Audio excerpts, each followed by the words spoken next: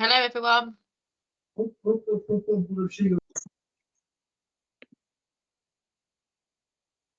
Hello. Hi, you okay? There's just a few more. Well, there was meant to be a lot more joining, but we will make a start. Peter, are you okay to admit people as and when they come in? Fine, Natalie. Hi, Peter. Hi, you okay? Yeah, I'm fine, thank you. Hello, Barry.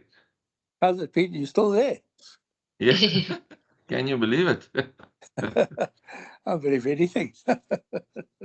I'm still fighting with Villas. Oh, really? Guy just ignores my correspondence. I don't know what to do.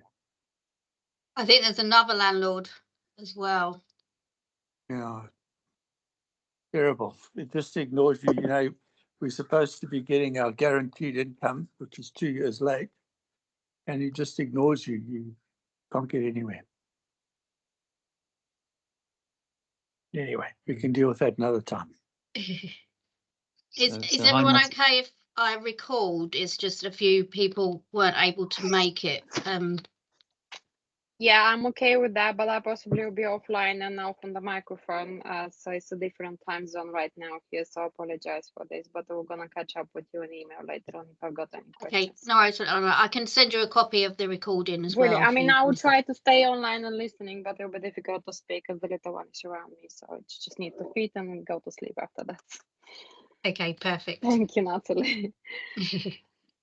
Okay, so we'll make a start, and then if anyone else, as I said, I'm going to record it so I can send everyone out the recordings as well.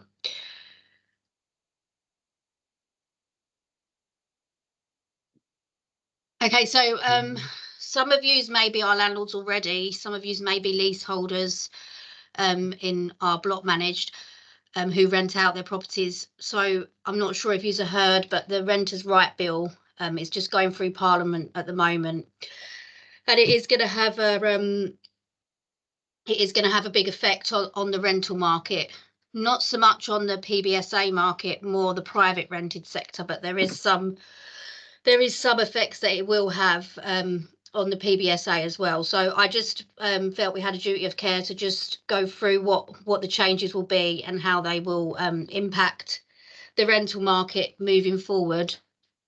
We've already been putting things in place to cover it as much as we can, and we just wanted to share that with you so that it doesn't come to a shock when it comes into place. But I'll go through each bit in a bit more detail, and then if anyone's got any questions, just let me know. So a lot of you already know us. My name's Natalie, and Peter's here as well. Peter Brink. We're co-owners. So as advised, the aim of the webinar is to provide yous with an overview of the Rent Reform Act and how it will affect the lettings industry. So this is from what I've resourced and from training courses. So it's not legal advice, and until it's made a bill, it's not guaranteed. But this is the likelihood of what is gonna be happening when it does get put into place. I just wanted to use this time to bring up about the PEP and the sanction checks. Some of you may have come across this recently. It's from the 14th of May. Lettings agents have been classed as a relevant firm under the financial sanctions regulation. So this means that landlords and letting agents have a legal obligation to report any confirmed or suspected sanctions to the Office of Financial Sanctions Implementation. So basically we have to run a report on every new landlord or every current landlord and every new student or tenant, and we have to do regular ones of these. With our landlords, we'll just do one initial check and that's fine. But with the tenants, we may have to do, if they renew, do periodic checks, and we need to make sure that we check them at the start of each tenancy as well. So when the tenants are referenced, this is included in the reference fee. But with the students' tenants, we don't always reference them because there's not really a lot to reference. So we'll just do a credit check and then we'll input the sanction check into there for you as well. So we've got all that covered. If you do your own rentals, just make sure that you're getting these checks done on any new tenants that you have. You can get fined up to 50% of the transaction value if you can't prove that you've run these checks as well, and the government will be checking up on them. So just moving on to the Renters' Right Bill. The Renters' Right Bill was introduced in Parliament on the 11th of September 2024. It represents the most significant reform to the private rented sector since the Housing Act in 1988. So this guide outlines the main changes, the implications for landlords, tenants and letting agents, and also highlights the specific considerations for purpose-built student accommodation. With compliance being one of the main advantages of landlords using letting agents, we just wanted to make sure that our landlords and leaseholders are aware of the implications and how we are set up to embrace these changes and set up for success. This is intended as a guide only. So the bill started going through Parliament, as I said, on the 11th of September.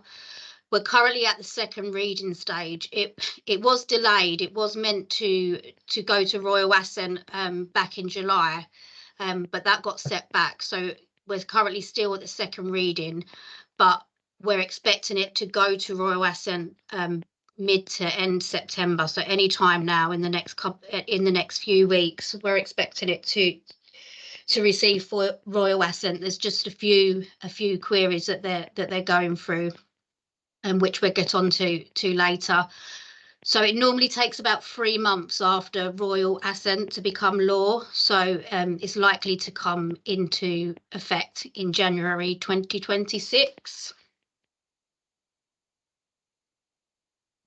There'll be 2 stages. So the first stage, these will come into effect immediately. So from January, if all goes to plan, there'll be the abolition of the Section 21 notice. So this is the no fault eviction notice. I'm just going to give a summary of these and then I'll go into more detail on each one on different slides. So there'll be an expansion of the ground 8 notice. So that's what we use at the moment for rent arrears. There'll be more grounds for possession under the Section 8 to replace the Section 21. There'll be abolition of the ASTs. So at the moment, all contracts, PBSA and private rented, are on assured short hold tenancies, and these will no longer exist, and they will all become periodic tenancies, which is month by month tenancies. There's the removal of the rent review clause. So at the moment, we contact the tenants before the end of before a renewal to increase the rent. We won't be able to do this moving forward. We'll have to serve a Section 13 notice, and there'll be end of rent in advance. So we'll no longer be able to take advance rent payments. The first 4 do not fall under PBSA, but the last one, end of rent in advance for PBSA, that does come under there. So we won't be able to take more than 1 month's rent up front on any tenancies. So them 5 are due to come into effect almost immediately once it becomes law. It's normally about a year after the second part of the Reform Act will come in. This will include a landlord register, which landlords will be legally required to register. Yeah. Sorry, Chris has got his hand up there. Yeah. Oh, sorry, Natalie, That's okay. to stop your flow. Just going back to the question about these periodic tenancies month by month. Yep. Does that open the door for people like myself? I'm a property at Wolstenholme Square. Yep. If can you rent it out monthly. So I've, I could say, oh, I fancy renting it out for 2 months, and then say to somebody, you can come in for 2 months, or does that they come in for 2 months and then they can't, it's up to them whether they leave. So I think the question was, is there any scope for us to do short-term rentals? There is a notice period. So what I've done a slide on each of these points. So I will get onto that slide, which does cover that will cover that for you. I just don't want to jump ahead in case I miss anything. But yeah, there will be short-term lets, but when we get onto the slides, Okay, yes. So I should cover that for you. Yeah, that'd be interesting. Thanks. No worries. And then there's a mandatory landlord ombudsman as well. So at the moment, all lettings agents have to be registered with the property ombudsman or something like that for tenants or landlords to make free complaints to. Landlords will also have to register with this now as well. Even if they've got a managing agent, they will still have to register. There's the introduction of Awab's law. This comes under repair works for damp and mould. It's currently already existing in social housing, but it's being brought into private rental as well. And there'll be enforcement as well. So non-compliant landlords, if they don't register with the landlord register or the ombudsman, will face fines from 7,000 for the first offence up to 40,000 for serious or repeat offenders. So that's just an overview. We'll move on now, and we'll go through each one in a bit more detail. So Section 21 proposed changes. Landlords will have to rely on expanded Section 8 grounds to evict tenants. There's going to be both mandatory and discretionary ground will be updated. So I just briefly explain the Section 21 notice, just in case you're not aware. So with a Section 21, if it's a fixed term, you can serve 2 months' notice to end that fixed term at the end of the fixed term notice. Or if you've got a 6 months break clause, after that break clause, you or the tenant can serve 2 months notice. The landlord can serve a Section 21 notice to reclaim back possession. And then they don't have to have any reason to serve this notice. The tenant has to move out. If they don't, they go to court, and then the court will give the landlord possession of the property as long as the notice has been served correctly and the relevant stuff is in place. So we won't be able to do that anymore. We'll only be able to use Section 8 grounds. So at the moment we use Section 8 if there's rent arrears. It's a shorter notice. You only have to give, at the moment, you only have to give 14 days, but you're not always guaranteed to be able to get possession. It will have to go to the court. Both parties submit their evidence. If there's a lot of arrears, you normally do get possession, but it is a long and expensive route. I don't know if anyone's ever been through that before. But the aim is to end arbitrary evictions and give renters more security. Mistakes on the Section 8 notice are particularly costly, and courts will reject notice with incorrectly cited grounds. No court reform expected, meaning delays may worsen. So because there only be one route of regaining possession, it's going to put more pressure on that than there already is, because at the moment trying to get possession on the Section 8 it can take a good three months at least to get possession. And we do always recommend with the Section 8 route. With the Section 21 route, it's easy. You just serve the notice and you've got no concerns. But with the Section 8, we do recommend you use a solicitor because there is a lot involved. So again, that's more costs that you'd have to keep into consideration. So there'll be increased admin and responsibility for agents, and landlords will be facing longer periods for rent arrears and dilapidation. So there's a need for exceptional service to tenants and landlords from an agent's point of view. So let's look at the Section 8 in a bit more detail. So it become the primary mechanism for evicting tenants when the Renters' Right Bill becomes law. As part of these forms, the government is introducing new mandatory grounds while also revising discretionary grounds to help landlords take their properties back. So that you've got the grounds for rent arrears, they've been revised and they cannot be relied upon until the tenant is in 3 months rent arrears. So at the moment, we wait for the tenant to be in 2 months rent arrears, then we can serve the notice. Then you normally have to wait about 12 weeks to hear back from the courts.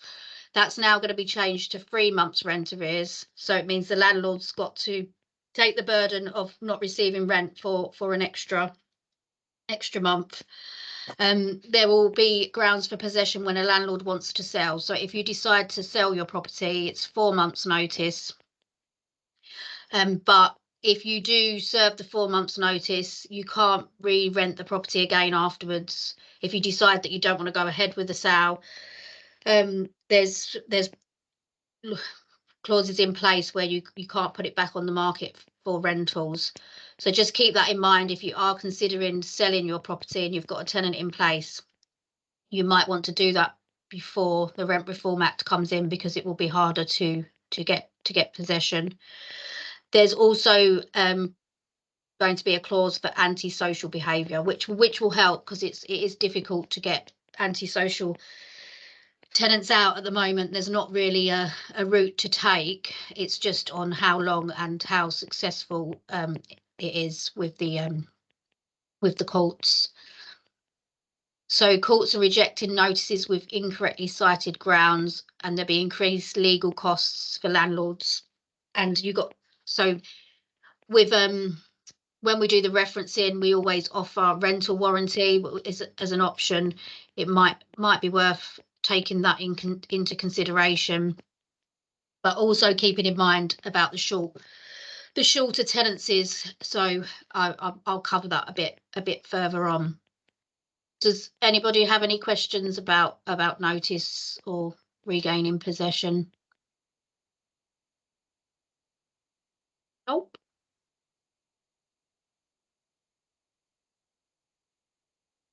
Okay, Chris, this is for you. So the ASTs become periodic overnight. So the main reason for making this change is to give tenants more freedom to leave substandard properties. When the bill becomes law, all tenancies will become periodic overnight, and the tenant will need to provide 2 months' notice. So any new tenancies, there'll be no minimum term, there'll be no rent in advance payments, and there'll be no renewal of tenancies. They will automatically become a month-by-month tenancy. The landlord can serve 2 months' notice from the rent due date at any time, and the tenant can serve 2 months' notice on the rent due date at any time. So Natalie, just to butt in again. Yep. So that could be somewhat good news for tenants. I mean, landlord leaseholders, in that, you know, even at Wolstenholme Square, we get hit when a tenant renews. So we get a lot of 6-month tenancies. 6 months is up, and then you get whacked with 300 quid for a renewal or something, a renewal of tenancy. So we won't be hit with those charges when a tenant renews, because they're just on a rolling contract, as it were. Yeah, so renewals, no, you won't. But just keep in mind that if you have a tenant that keeps taking short tenancies, I would check with your agent what they charge you, because with it being every 6 to 12 months, you probably had to pay that fee once a year. But now you might have a tenant in there for 3 months and then another tenant for 3 months, but you don't want to be being charged them upfront fees. Oh yeah. So we manage quite a lot in Wolstenholme Square as well, so we don't charge any upfront fees. We just charge like a straight percentage, so the landlords don't have to pay upfront, and they just pay when rent's received. So it's definitely, I think all agents will be reconsidering their terms. I think so. It is going to have some sort of impact, because if I'm if I decide to, if I'm a tenant and I think, oh great, I don't have to sign, for 6 months or 12 months. I just sort of get in there. I think I want to stay there for 2 years. I don't say to my agent, oh, I'm signing up for 2 years, but it's on a rolling basis. I'll just say, I'm staying indefinitely. Is that the way it works? Or do you still have to say, oh, I want this tenancy to last nominally for 2 years? There's no point in doing that because they can Yeah, get out no. at any time. Yeah, I think agents will probably do periodic check with them, and if they're still in, especially if they're collecting the rent or managing the property, they might charge like an annual fee. What for Instead though? Because the argument they say at the moment, if it's a tenant's renewal, well, we recheck the, I don't even know what that upfront, when a tenant renews, it's like, you hit for 150 quid 6 months, 300 quid for 12 months. You're thinking, oh no, it's not that much. It's about 120 quid for a renewal, and you're thinking, well, what for? What value have you added for that 120 quid? So that's. So I'm just thinking now that goes away is because it's on a rolling basis, because they're not doing anything. Because they could argue after 12 months we review the property, see if it's in good shape or whatever. So I just think it's going to be something that obviously is going to make agents potentially out of pocket. Yeah, I mean, we don't charge them costs, but we don't charge renewal fees. But I know a lot of agents do, but it depends on the percentage maybe as well. Yeah. That might be the adjustment. But yeah, and there's other stuff that's coming in with regards to damp and stuff. So yeah, you'd have to speak to your agent to maybe see what they've got planned. I think everybody's waiting for it to just be confirmed, but I would look into everything to make sure because as you say, they're not going to be getting that fee, so they might just put their percentage fee up or just charge an annual fee to cover that. But I don't know to make sure you know what you're paying. So we manage properties in Cardiff as well, so Cardiff are under a different they're not under the Housing Act, they're not under the AST. They moved to Rent Smart Wales about 3 years ago now, I can't remember, but they went to a periodic tenancy, and we was concerned thinking, oh, there's going to be a turnaround of tenants, but in all honesty, once you get a tenant in, they don't really want to be moving around either, so hopefully it shouldn't have too much of an effect. And if you get a tenant in and they are happy and they do continue to stay, so we haven't noticed. The key is charging the right level of a fair level of rent, and then you're not going to get people moving on so much. It's for the ones that maybe trying to charge too much. Yeah, no, definitely. It's just normally you review the rent on a renewal, but I will move on to the section 13. So it does seem a bit daunting. There is a lot of changes, but if I think if we're able to adapt and work with it shouldn't be as bad as everyone's sort of worrying about as such. I think there are certain matters that we will receive more clarity on once the bill is passed, but because you're not going to be tied up in a fixed contract, I think agents will have to abolish those fees in totality. We just took a decision never to charge them from the outset and simply charge a percentage of the income. So if you get paid, we get paid. If you don't get paid, we don't get paid. So we run the risk with you in terms of non-payers as well. But I think it's something you need to discuss with your agent once this bill comes into power, and then just see if there's a way forward with him. Yeah, good, thanks. I think it works both ways as well. From feedback from tenants, so quite a lot of tenants are not liking the idea because they also like security to know that the landlord's not gonna serve notice. They like a fixed term. So yeah, we'll see. So just with marketing, so when it comes to marketing, we'll only be able to market properties at market rent in line with comparable evidence that we must record on file. So there, when we put a property on the market at the moment now, we'll look at comparable evidence, see what's available. If there's not much available, we might say, oh, we can try and get an extra like £20. There's not a lot of availability at from moving forward, we won't be allowed to do that. We're only allowed to do market rent. And we need to have copies of comparable evidence to keep on file. So if the tenant ever takes it to a tribunal saying that the rent's been overcharged, we've got proof that that was the market rent at the time the property was let. So you just need to make sure that if you're marketing your own properties or you've got an agent, just making sure that they send you comparable evidence and keep them on file. So you've got it for your records if it ever does get taken to tribunal. I just think with the tribunals and the ombudsman, it's a free service, so tenants will use it as and when they can. So you just got to make sure you've got yourselves or your agent's got you covered. So we don't Property Mark said they don't expect there to be a model tenancy agreement to use, and we will only have 28 days to supply the tenants with a new contract when the Rent Reform Act becomes law. I know when Rent Smart Wales was released, they did give a model tenancy agreement.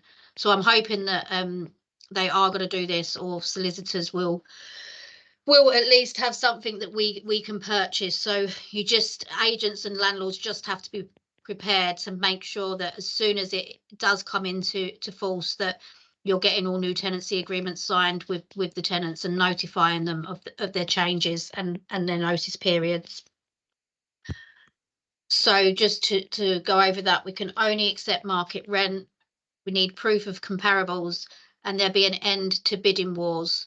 So say if we've got a property on the market for $950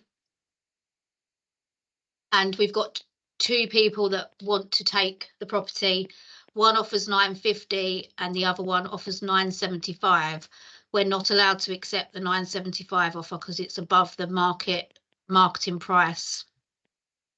And if we did, then the other tenant took it to a tribunal, then you'd get fined. But I guess as well, that works both ways. Agents will predict the market rent, so it might even bring prices up as long as all agents are advertising at the same price. Then that will dictate what the market rent will be. Is there any questions there? Oh. Okay, so now on to the rent review clause. So it'll now be, at the moment, we just email the tenants with the market rent, liaise and get an increase. But now we'll have to serve a Section 13 notice. And that will be the only way of increasing the rent. So the rent review clauses and the tenancy renewals will become a thing of the past. And the tenant can take you to a tribunal if they don't agree. And this will be a free service and will take at least 6 months to go to tribunal. So say you issue the notice, which is 2 months notice of a rent increase. The tenant says, oh, I'm not sure about that, I want to take it to the tribunal. That could take another 6 months. And then by the time it goes through tribunal and you get a decision, they can delay it even further. You could be getting round to another 12 months, which means like another rent increase may be due. But I think if we're all reasonable with the rent increases and not going extortionate, hopefully that shouldn't cause too much of an issue. And if we can get the market rent correct at the start of the tenancy, there shouldn't be, not like after COVID when all the rents increased a lot. So I think it's just keeping a relationship with the tenant and not going in for too high rent increases. Then it should be able to be managed reasonably without any tribunal. You can only raise the rent once a year, and you've got to provide evidence of the rent. So for those that we manage your properties, when we remarket your property, we will send you links to comparables, and we'll also save them as a PDF. That way we've got a record and you've also got a record if you need it in the future. And we'll do the same to the tenants. So we'll include the comparables in the email to the tenants, so they can see that we are just asking for market rent. And again, if for whatever reason it does go to tribunal, at least we've got firm evidence of it being the market rent.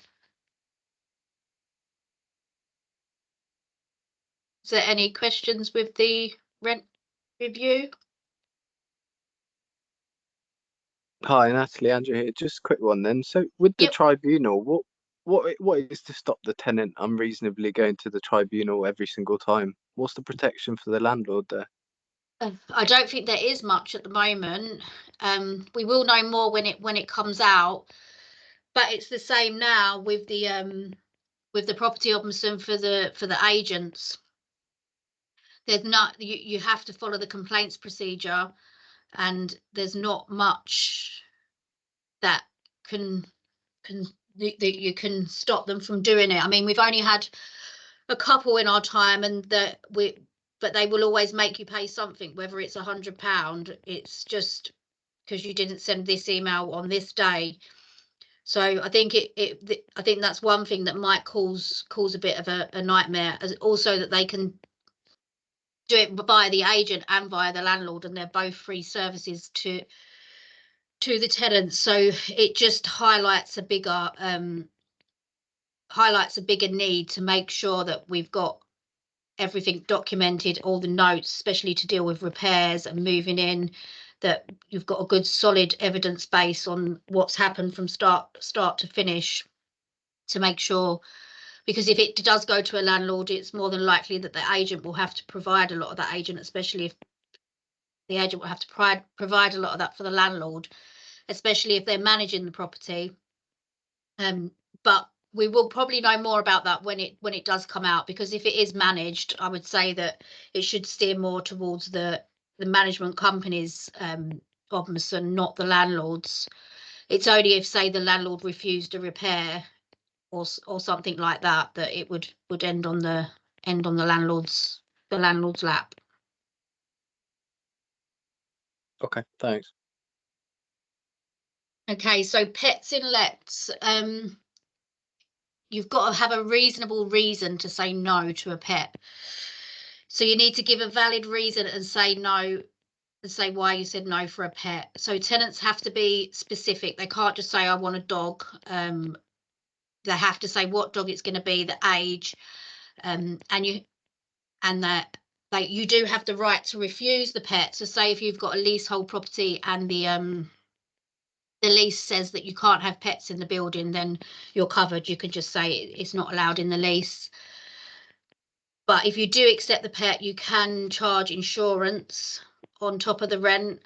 I would say that the landlord adds the insurance to the rent, and don't say that the tenant has to provide proof of insurance, because they could just cancel that insurance afterwards. So you could put a supplement onto the rent. If you disagree to have a pet and don't give the good reason, then the tenant can again take that to the tribunal. If you do agree to have a pet, you need to make sure you add a pet clause into the contract. And I think with the rental warranty I spoke about earlier, I know there's conversations about them also providing warranty for pets as well, in order to cover this.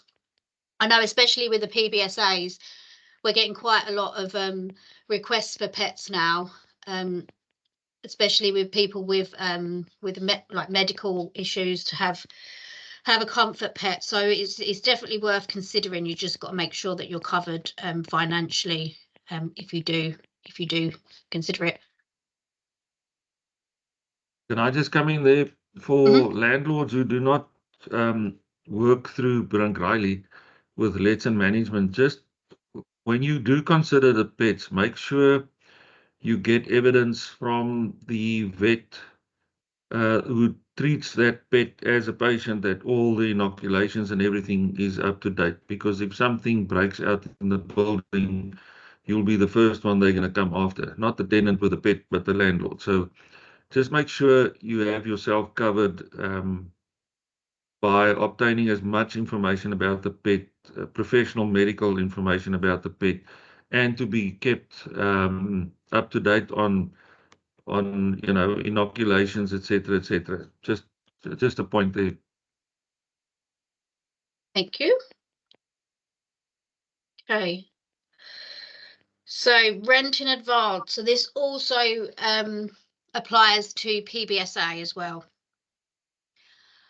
So once it's enacted, the Rent Reform Act will amend the Tenant Fee Act 2019 to prohibit landlords and letting agents from requiring or accepting rent in advance. So this, when the tenant fee ban come in, this is when the landlords had to then start paying for the references and the inventory check-in and check-out. So now we'll only be allowed to take 1 month's rent in advance, which is what a lot of private lettings do, as long as they pass the references. But if you've got a student in private rented or a HMO, or you've got someone that's just started a new job, sometimes you might say pay 6 months up front in waiver. We're not going to be able to do that anymore.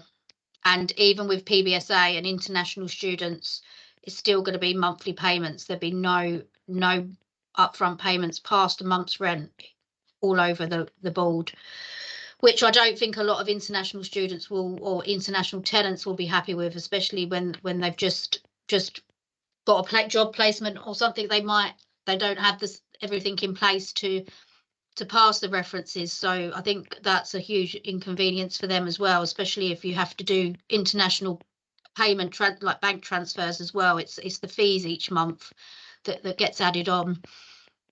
So the Renters Bill will also amend the Housing Act 1988 to provide that once a tenancy starts, a landlord will be unable to enforce a clause within the tenancy agreement that requires rent to be paid in advance on the rent due date. So this may improve cash flow for some landlords. Sometimes when you get paid rent up front, it's nice to have an income each month. So there is that positive as well. But as I said, it's just overseas tenants. It will cause inconvenience, especially with student tenants. If they don't have a UK guarantor and they pay up front, it's a security for the landlord. We won't be able to do that anymore. And in tenants with no guarantor or credit history, they won't be able to pay in advance. And with the student tenants as well, it's good to have that paid in advance, because otherwise we know what they're like. They go and spend all their student finance.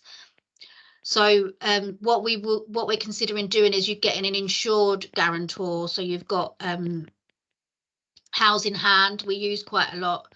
So we're recommending that students take insurance out with them. That way, at least landlords are covered, that if they don't pay the rent or they spend all their money, then you've got that in place. We use them quite a lot now for tenants that don't have a guarantor or international tenants that want to pay monthly, and they do work really well, and they do pay out as well. So that's what we'll be setting up for our tenants and recommending to our landlords.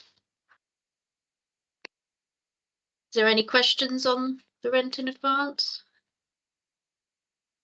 Yes, sorry, Natalie. Are you suggesting that we do take out a landlord insurance for missed rental payments, even in the current state, or is it just for the future?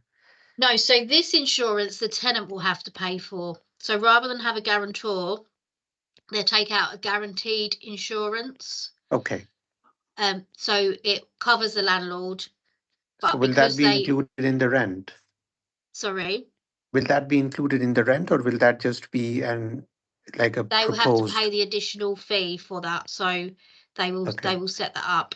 Unless if they've got a UK guarantor, then they will be the guarantee.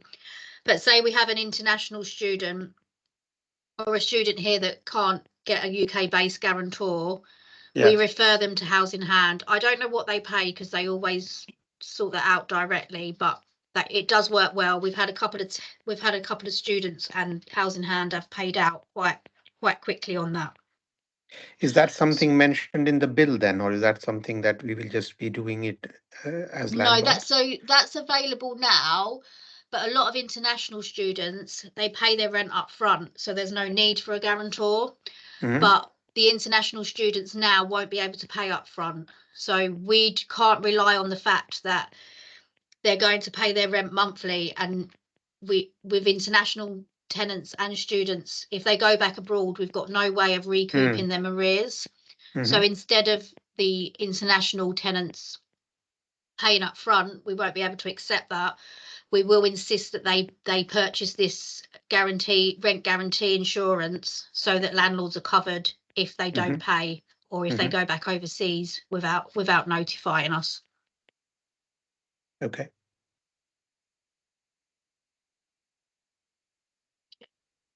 So that's all the ones that we've come to now. That's what will come into effect immediately when it becomes an act in January, which is currently proposed at the moment. The next ones that we're going to go through, they won't come in straight away, but they will follow about 8 months, 6 to 8 months afterwards. So firstly, you've got the PRS Ombudsman Landlord Register. So joining the Ombudsman will be a legal requirement for all landlords. There will be a small annual fee to pay, which is yet to be determined. The Ombudsman will be a free service for the tenants where they can escalate complaints about their landlords. So there'll be an annual fee for landlords. They don't anticipate that to be a lot. I think it's about £25, but I can't confirm that until it's all approved. It'll be a free service for tenants, and could be an issue if there's rent repayment orders. So if the tenant takes you to the Ombudsman and you're found guilty, they can ask that you repay any rental payments. So Awaab's law, mould and damp. So these repair works for damp and mould will now be implied terms within the tenancy agreement. Landlords and their letting agents will need to keep detailed records of communications between landlords, tenants and contractors to ensure compliance. There will be penalties if not. So as soon as a tenant reports mould or damp, there's a 14-day investigation. There'll be a 14-day investigation timeline. So it's going to be very important that everything is documented when it's reported, when we've responded, when the contractor's gone, what the contractor's reported. And we need to supply the tenant with a written report within 14 days. So we'll have to instruct mould experts to go and do the reports and send a report back. So at the moment, we do get that a lot. It might be condensation, and we know what some tenants are like. They've put loads of washing up in their flats, keep the windows closed. It causes condensation, and it's not a lot of the time a fault of the landlord. It's the way that it's not being ventilated and dealt with properly. But even in them instances, we're going to have to get this report done. So we're already contacting in all the areas that we cover. We're already contacting and getting in contact with specialists that can do these reports, because as you can imagine, when it does come into place, the same as when we had the electrical mains testing, everyone bumps the prices up, and it just becomes a new thing to claw, and another expense for the landlord. But yeah, just to keep in mind that any mould or damp reports need to be treated as like priority and well documented. So if it does get taken any further, then you've got that all on file. Luckily, a lot of the time the report should come back and say that it's the tenant's not ventilating it properly or it's condensation. Then that's fine, but we just need to have that confirmed in writing. I think although that's going to be a cost for the landlord, in some circumstances it might sort of put it to bed a bit sooner, because otherwise at the moment you can find yourself going to and fro with the tenants who are saying that they are ventilating it when they're not. So, and you need to be able to offer like 24-hour repairs like you do with leaks or like gas issues. That will be the same for mould and damp as well.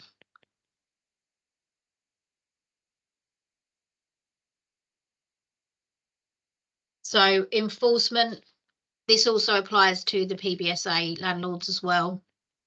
Landlords and their properties will need to be registered on a private rented sector database and a fee to do so.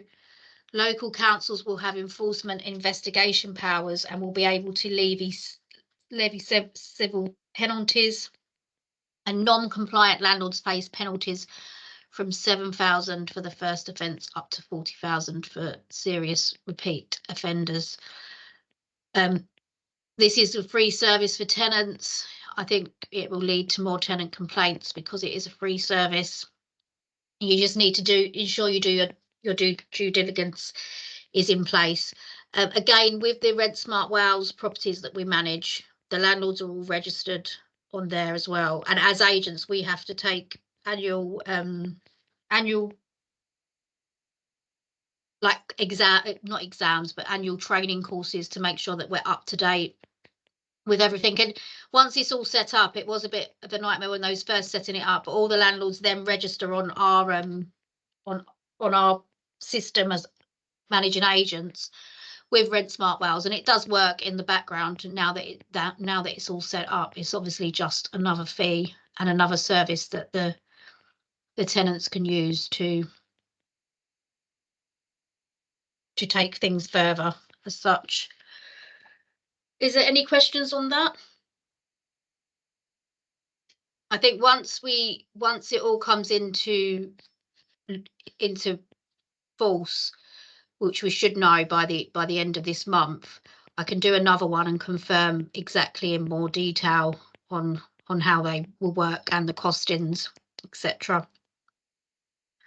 So Natalie, all these registrations to the Ombudsman and as well as to the other thing that you showed in the previous slide, will that be done by the agents on our behalf, or do we have to do it as the company directors? I think you have to do, from when it was Rent Smart Wales, that you have to do it yourself. But if we manage your property, we will send all the information out. We will send the step-by-step directions. You'll just literally have to do the setup and the proof of identity and stuff like that. And then there's like a system where the agents have to register on the Ombudsman as well. And then you'll give us your membership number and we'll allocate your properties to us. I'm not 100% if this one will work the same as Rent Smart Wales, but I could only imagine they're trying to sort of implement the same sort of structure. But we'll give all the information out on how to do it and help as much as we can. You'll just need to do the initial sign up. So just to go over, there'll be no more upfront rent. It'll be 1 month's maximum. 2 months of rent arrears will be increased to 3 months. Tenant quality is more important than ever, so we always do thorough reference checks and guarantor checks on the private sector. We do reference guarantors for the PBSA and student tenants or student tenants, so it doesn't affect them as much. But when we do the references, there is the option for the rent protection and legal expenses. So if that's something that you do want to take out, just let us know, or they can contact you as well to give you a quote if you prefer to set that up separately and then pass it on to us, because we don't put anything on top of the rent or legal protection. You just get that at the cost that the third party reference company offers. But it would be worth considering moving forward. And I have spoken to a few, because I was thinking, if you have a tenant that's in for 3 months, you pay a fee, and then they move out, then you've got to pay another fee, like we were saying about the let fees. But I think they're going to do an annual fee, so you can have as many tenancy changes within that fee, so you won't have to keep paying out. But it does also cover all legal costs. So if you have to issue a Section 8 and solicitors' fees and courts costs, it is well worth the money if you do come into something like that. And I mean, it doesn't happen that often, but when it does, it can be very stressful and very expensive as well. They pay any unpaid rent up until the tenant moves out as well on the rental warranty and legal costs.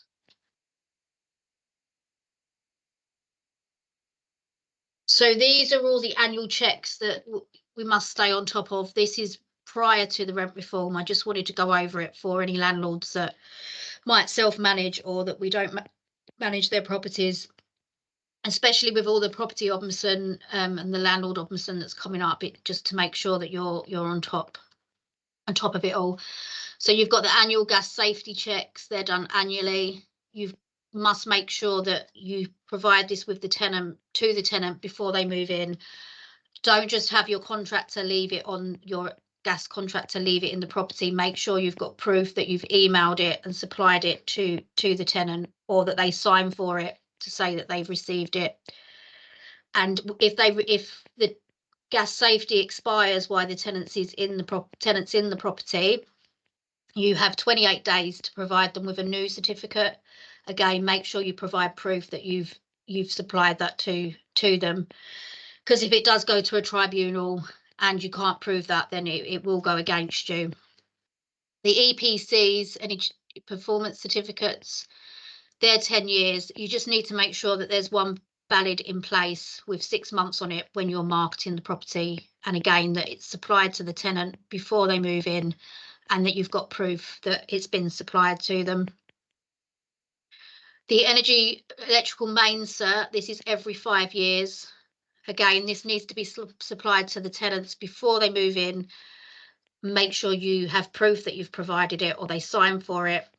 And again, when it's a renewal, you have 28 days to provide them with the new certificate.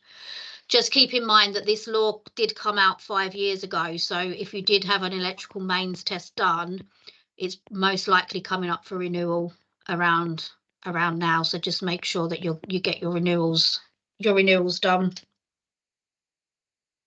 Smoke and CO alarms. If you've got gas in the property, just make sure you check the smoke alarms, and you've got proof that you've checked the smoke alarms before any tenant moves in. That's normally put in the inventory. That's what we do. And make sure there's a CO alarm in the kitchen or near the boiler if it does have gas, and that's also documented on the inventory. Legionella risk assessments, they're not required, but if you have a void in the flat, say the property's vacant for 2 or 3 weeks, just make sure that you run all the taps for 10-15 minutes, and make sure that you have a record of that as well. Every tenant has to have a right to rent check done and a record, and that needs to be updated as well annually. And then, as discussed, the new sanction and PEP checks on the tenants. So if we manage your property, we will make sure all of this is done on your behalf. We have all the tenants sign a gas cert, an EPC, an electrical main cert, and also how to rent guide, which is a legal requirement as well. That's on the government website. So they will sign a copy of all them and confirm receipt, and which will be on the file. Because if you ever do try to serve notice, if you haven't got proof that you've served them, they will throw it out of court and say that you need to reserve it and reissue it and then reserve it. So just make sure that all of them are on file and you've got copies of them as well. If we manage your property, we will upload this all onto the portal, so you've got a copy of it. If you self-manage, just make sure you have that on your record, and also if you use another agent, just make sure that they've got that all in place for you. So I know not all of you have got student lettings, but there is a few and PBSA. So I just wanted to do a couple of slides to just cover this and on how it differs. So for student lets, this is a fundamental shift, because at present fixed term are aligned with the academic year, which provides certainty for landlords and ensure accommodation is ready for new cohorts each September. Under the new system, students may leave in June after their exams, creating long summer voids that are difficult to fill until the next academic year, or allowing students to quit early in the year if they drop out of their course, leaving properties empty or part empty for months. So also keep in mind, I don't know if there's any of our landlords here that have got Leicester student properties with us, the private, not the PBSA, the private ones. We obviously do the summer rent to cover the summer period. That we won't be able to do that unless the tenant agrees to stay for that term, which means that you may also be liable for the council tax during that time as well.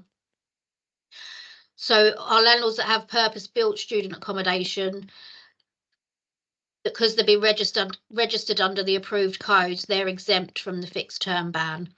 And so that's giving you a competitive advantage over the private rented sector.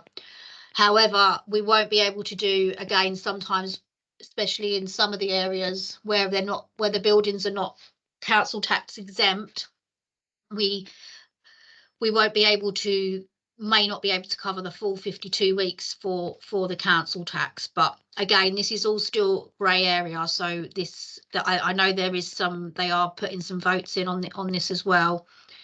But if you've got a PBSA, then you'll be able to stick to a fixed term.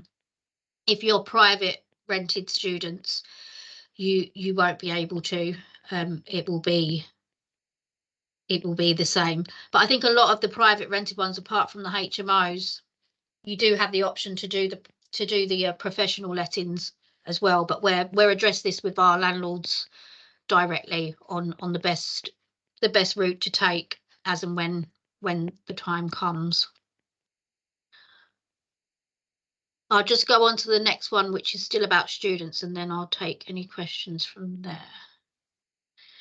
So there's, in this Section 8 notice, they've agreed a new ground 4A on possessions of rights. So if you keep in mind, the bill includes a mandatory possession ground 4A, allowing landlords of student HMOs, 3 or more tenants, to regain possession at the end of an academic year. Following Property Mark's campaign, the House of Lords have voted to extend the 4A to 1 and 2 bedroom student lets. This would safeguard the student letting cycle across the market. That hasn't been agreed yet. It's still going through. So it's still got to be agreed. But if you can prove that you've got a full-time student in your property, you'll be able to use this ground for possession. So apologies earlier, I said the landlord could give 2 months notice, but I contradicted myself there. So the landlord won't be able to give the 2 months notice because the Section 21 has been abolished. So you can only get possession of a property through the grounds 8. So it has to be rent arrears. If you're selling, so if you've got any tenants in your properties now that you're not happy with, or you're having doubts, I would use the Section 21 notice while you can and get a new tenant in. If they're late rent payers, or if they're not looking after the property correctly, or you've got any concerns, you need to take advantage of the Section 21 while it's still in place. So you've got till the end of the year really to do that. So we will review our portfolio and speak to any of our landlords if we feel there's any concern with that. And if you can prove that you've got student tenants in a private rented, then there will be the ground 4A, but you will need to prove that they're full-time students, which you should get at the start of the tenancy when you get their student ID, course information, and council tax exemption card as well. Does anyone have any questions? Quick one, which I Yep. don't think you did cover. If you said, well, I don't really want a student in my, can you refuse people like students if they want to rent a property? Yeah, you can. Yeah, as long as you don't. Yeah, it's just the rental price. But yeah, you can still choose your tenants, because I think Woolston Home Scare was originally advertised as students, but it's not a PBSA, is it? I think we've got quite a lot of professional tenants in Woolston Home Square. Yeah. It is, generally speaking, because it's got all its own services and meters and things. So I just thought it might be worth asking the question when. So, for example, if right, Chris, we got a new tenant, and I say, oh, tell me about my student. I'm thinking, right, that's gonna. But then again, that's not such a big deal for us, because then, of course, you can get somebody else in if they decide to leave. So maybe it's not a big concern, but just thought. Yeah. So it's at the landlord's discretion who they accept. The only thing that's controlled is the rent that you're asking, and that it's a periodic tenancy. But I think there is a need for like as much background checks as possible on the tenants, especially if you've got a couple of people interested, so that it gives the landlord the option to choose the best tenant as such, especially as they could be in there as long as they want to be, and you'll be restricted to removing them from the property. So I would make sure that as much background checks are done as possible. The only ones that are not protected, so if you've got a PBSA, it will be a fixed term to the end of the academic year, so you won't have to worry on the PBSAs. And if you've got a HMO, it's currently only 3 or more tenants. So that will be like the annex in Leicester, for instance. They have put in for studios 1 and 2 bedrooms, but that hasn't yet been agreed. But hopefully that does pull through, which means it'll be easier to gain possession. But with private rented tenants, it's going to be very hard to get possession unless they're in rent arrears or misbehaving, or you want to sell. But once that's all come out, I can do another one and go through in more detail the different ways to gain possession. But I mean, if you've got a good tenant and they're paying, everyone's happy, I suppose. But it's just making sure you've got that good tenant. And if you've got any doubts at the moment, I would start fresh and serve the Section 21 and make sure that you get a tenant in there that you can sort of be comfortable with and not have any concerns.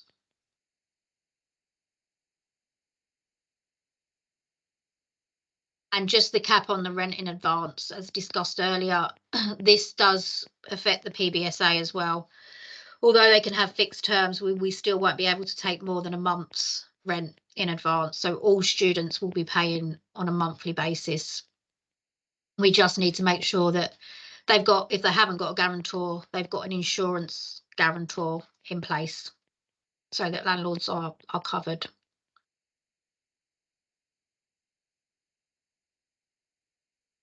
So just from a risk management, just make sure you check all your fees that you're being charged, what you will be charged for anything extra. It's a legal requirement that all lettings agents display their fees and make them clear to any landlord. So just make sure you check upfront letting fees. You don't want to be being charged every few months for a let fee. And also for like overseeing if there is damp, just check the costs and make sure that they're not extortionate and they are reasonable. And there may be times where they put in, if they have to deal with the Ombudsman complaint on your behalf, they may charge hourly rates or fees for that. So just make sure you look into all that. We have got planning for with the fees, but we feel the way that our fees structured, where we just charge our percentage monthly, we believe that covers everything that we do as a management, and we don't anticipate to charge any other fees than what we charge now. And they're normally just the fees for if it's a certificate or stuff like that. But we will make it clear and send them out to all our landlords once everything's confirmed on how it will be as such. References, I'd make sure that you have thorough references carried out on all tenants and guarantors. As I said earlier, students, we normally just do a credit check on, or we have to do a right to rent check. And then maybe look into the costs of rent protection and legal expenses. We can get a rough estimate for them and send them out to our clients or anybody else. We can recommend companies, or your agents should be able to recommend them from the reference companies that they use. And just make sure that you keep compliant and everything's in place. As agents, we will have everything in place and make sure that we have as much notes and everything covered on the system. Especially for self-managed landlords, just make sure you have a good record of everything in writing. And I know it's a few months away, but I think it'd be good to. We've started getting especially with the mould and investigating, getting everything in place, because when it does come into effect, it will happen immediately. So you want to make sure that you're prepared.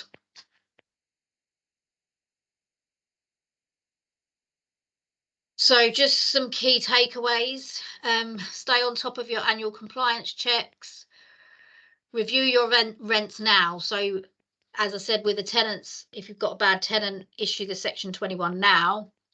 I would review, we're reviewing all our rents now. If there's any, especially tenants that decided to go on periodic and have been on periodic for a while, we're making sure that we're increasing the rents where we can so that they're all up to market value before this comes into effect.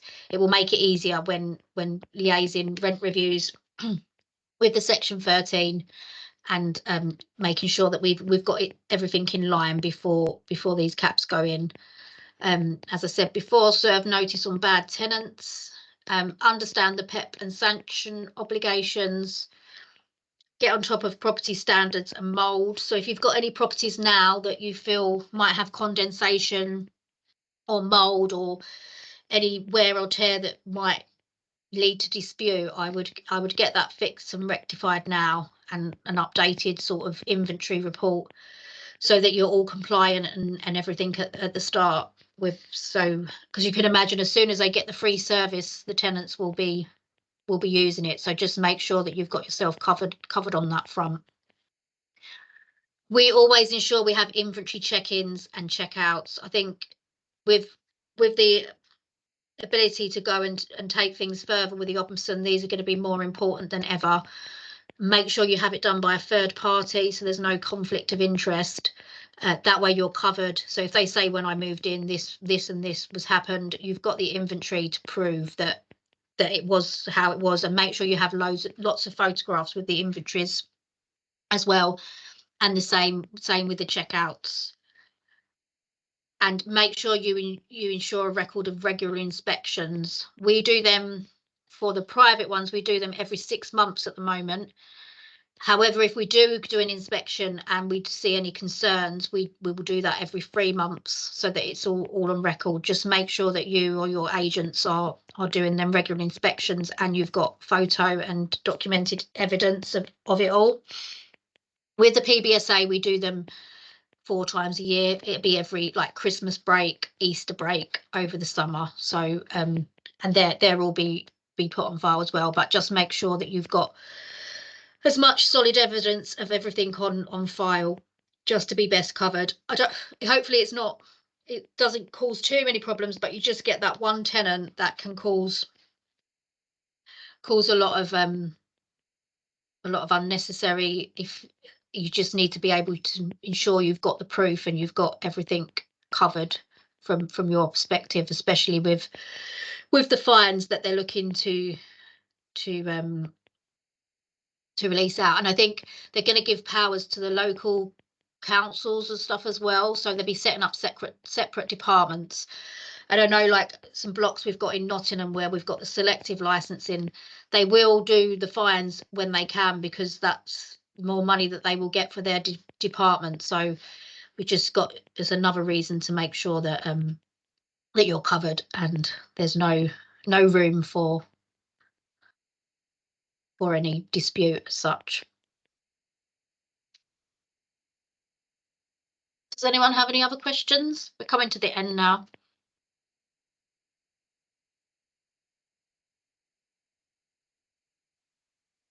No? Thank you for your time. Thank you. Okay, well, that's just a brief overview of everything. I think it's good that you are aware of these changes. As I said, it's still not set in stone, but this is what's looking likely to become. I don't know how to get it to change around. Thanks, Natalie and Peter. That was very informative. Thanks for your efforts. You're welcome. So I will plan another one once it's all confirmed and just confirm everything in more detail. And for our landlords, we'll make sure that we've got everything covered and everything in place. I just for people that don't use our services, we do lettings and management. We do leasehold and estate management and PBSA and facilities management. We also source properties as well for investors if you're looking to purchase any more properties. We cover quite a few areas around the UK and Cardiff as well. So if you do have any queries about the Rent Reform Act or about our services, you can feel free to just drop me an email. My details are there. But if you do get any Hi, questions, Natalie. hi. Sorry, Natalie. This is Hassan. Hi, I have a Hassan, how are quick you? question. Thank you very much. And you? Yeah, good, thank you. Thank you. I have a quick question. Is Post House officially in the PBCA category? Yeah, so yeah, Polson House, all of Stoke Student Village, that's PBSA.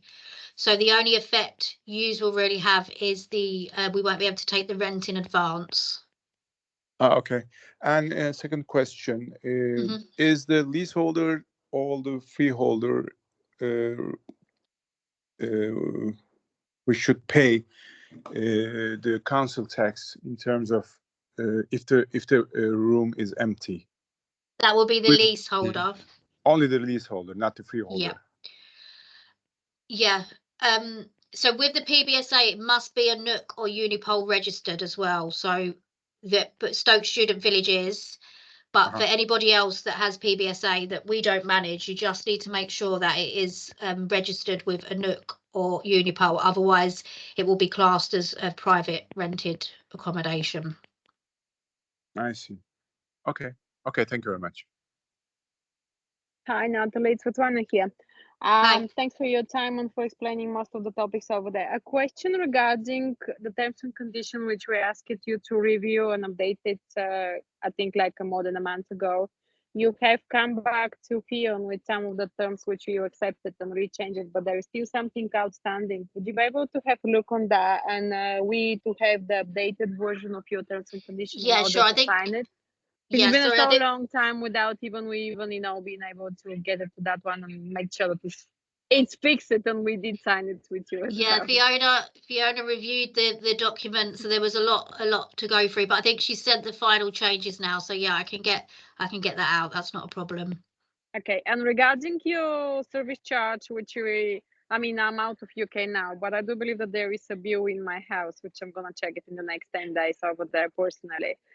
Is that something we're gonna need to pay it off, or you're gonna deduct it from the upcoming rent up to the end of the year? If we manage your property, then we can deduct it from your rent. That's not a problem. Okay, thank you so much for clarifying. No worries. I will do a separate webinar with Stoke landlords though regarding the service charges, but I'll do that. Fantastic.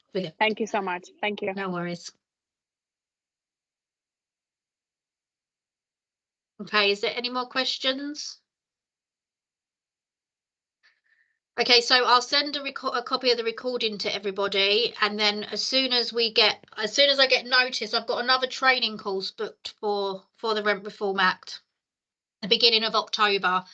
So that's booked in for when everything will be finalised. So once I've done that training course and I'm well aware of the implications and how they will work, I will arrange another webinar to go through with everyone and confirm how it will be implemented and what we need to do from there. But as I said, you've got my email address there. Just drop me an email with any questions that you have in the meantime. I'm going to end the recording now. Right. Thank you, everyone.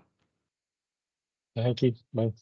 Thank you. Bye. Thank you. Thank you. Bye. Thanks. Take Bye-bye. care.